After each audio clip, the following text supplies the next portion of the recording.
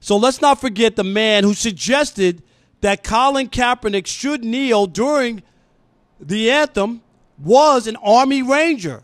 His name is Nate Boyer, and he joins us next. But first, let's get to Brian Finley for the latest in sports. Saints defensive back Malcolm Jenkins cringing and fuming over hearing Drew Brees calling kneeling during the National Anthem disrespectful. Here's part of Jenkins' comments. We're done asking, Drew.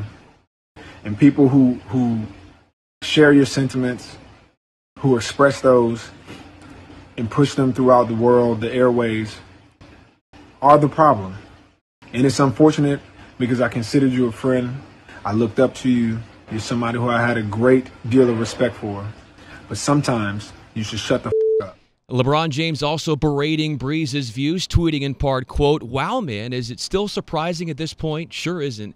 You literally still don't understand why Cap was kneeling on one knee. Has absolute nothing to do with the disrespect of our soldiers, men and women who keep our land free," end quote. Back to the great Rob Parker and L.A. legend Fred Roggin.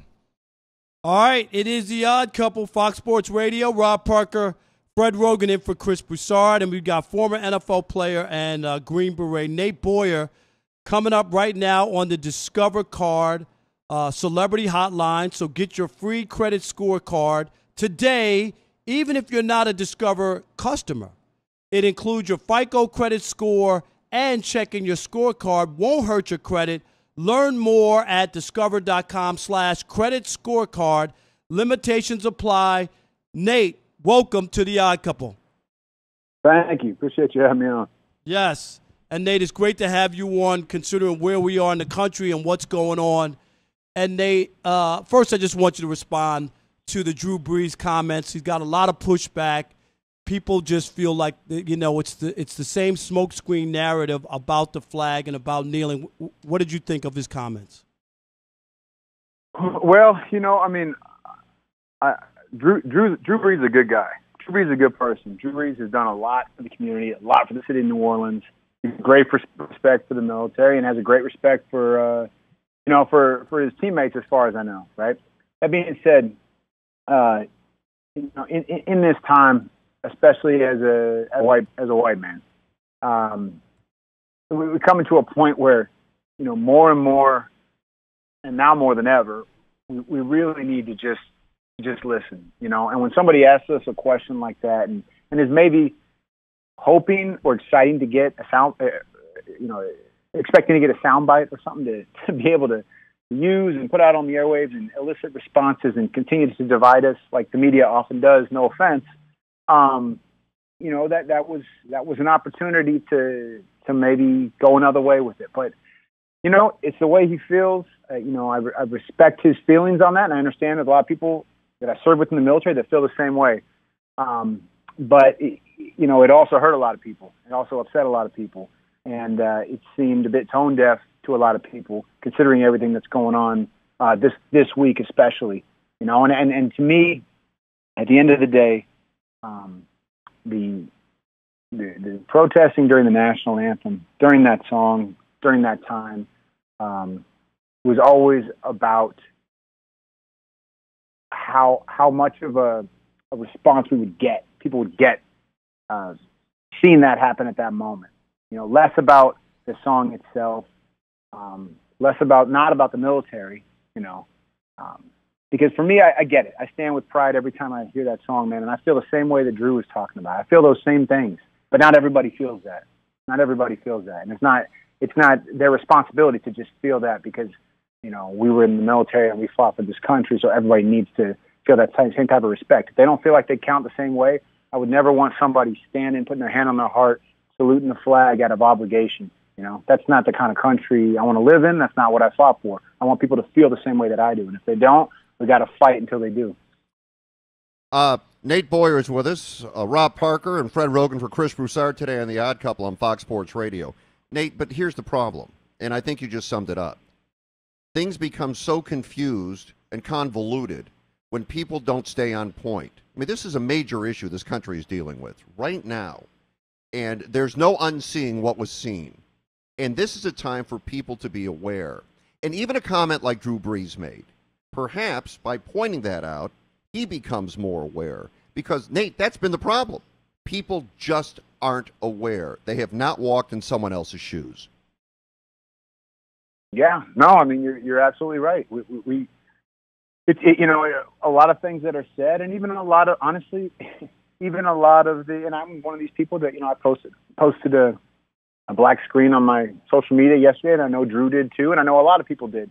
And I think a lot of people did that out of obligation, you know what I mean? And did that out of feeling like this sense of like, well, I did something now. I'm you know, I did my part. I'm supporting the cause. And it's like, do you even really know what's happening and why this is happening beyond just what we've seen this last week, you know, and beyond just, you know, those names that are commonly used, from the George Floyd to the Trayvon Martins to the Sandra Blands to Emmett Till to all these names, right? It's so much more than that. It's so much more than that. And it's not just police brutality. It's so much more than that. And I'm trying to learn as much as I can. You know, I still have a ton to learn too. I'm absolutely not a subject matter expert in any way. Nate, do you feel like, you know, Colin was sitting, and if people remember how this thing really started, he had sat on the bench during the National Anthem for a couple of games until Steve Weiss, a reporter from the NFL Network, noticed him and said, hey, what are you doing? And that's how we even found out about the police brutality protest. And then you told Colin it would be better for him to kneel rather than sit. And when you see all this pushback from people, you're a veteran, you gave him some advice. He followed your advice because he thought he's not here to disrespect the military, and he's listening to a military man. What do you think about people who push back on him despite him listening to a guy from the military? Yeah, well, I think it's important for people to understand, too, that Colin reached out to me. Like, Colin called me and asked if I would meet with him and asked if I would, you know, have a conversation with him. He wanted to hear what I thought, what I felt, and, you know, he wanted to make sure that he wasn't offending people in the military. And I told him, Colin, no matter what you do, you're going to offend people. You can't do anything in this world without offending people. You're never going to please everybody. There's just no way. He knows, and he knew that. I think he knew that. But I said, no matter what, you know, even if you stand with your hand on your heart now, people are going to be, you know, offended. People that are proud of what you're doing and speaking out on are going to say, well, how come you're tucking your tail now and moving away from it? So we sat down, we talked, we had, you know, pretty in-depth conversation about everything going on and his feelings and my feelings and his experiences and my experiences. And through that conversation, he asked me if there was another way besides sitting on the bench that I thought he could protest that wouldn't offend people in the military. And like I said, there's no way you won't offend some people. But I think if you're at least alongside your teammates, that would be a big step. And the only way I can see you doing that without standing, because he committed to not standing, people got to understand that. The only other way I could see you doing that would be taking a knee. And I don't see that as disrespectful. I don't speak for the military. I don't speak for anybody but myself. But I think it would be harder for people to find that disrespectful, because people take a knee to pray, to propose to their wives. It's just never been a symbol of disrespect to my knowledge.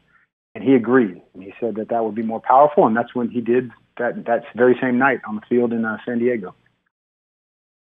What did you think, or how did you feel, Nate, when you saw the backlash he received? I mean, I knew he would receive it. I received it too. Not nearly at the level I'm sure Colin did, but I definitely received it too from people I served with. I was called various things, a disgrace to the Green Beret. You know, even today I had somebody reach out from my unit that's, you know, upset that I use the Special Forces motto sometimes when I write things and when I say things. And the motto is De Oppresso Liber, which means to free the oppressed. And they're upset about that. They're like, you don't speak for our unit. So like, I get it, you know, and I'm sorry. I apologize to everybody, man. I'm not intending to hurt anybody in any way. But I was surprised at the backlash. Now, knowing what I know now, 3.5 years later, and just what social media is and what it does to people, what it's done to our country, I'm not surprised at all. You know, it's way less surprising now because it leads to so much. It's tough, man. Nate, can't we acknowledge, as we saw the murder of George Floyd at the hands of police on the streets of Minneapolis, Colin, what he was telling us and standing for was right 4 years ago. He was sounding the alarm about the epidemic going on in this country. And I don't know how anybody can look at this anything differently. It was never about him. I think it's more courageous, Nate, to protest, put yourself on the line when you're talking about people you don't even know, and you're giving up potentially your life, your good life, and your livelihood, and people still can't get that through their heads. I don't understand it, but when you see where we are, does it make sense what Colin was trying to do? Yeah, I mean, I don't understand it either. And it's not just things Colin have done. There's a lot of people that have done a lot, risked a lot out there. You know what I mean? And it's, a lot of people in the military risk quite a bit.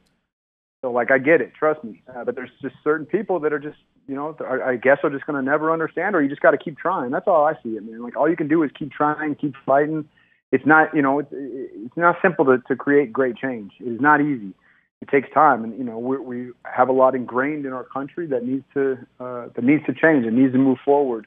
It's going to take a continued commitment by a lot of people, and not just shaking fists and pointing fingers. A lot more than that. And there's a ton of people doing that right now. But unfortunately, they don't get the microphone very often.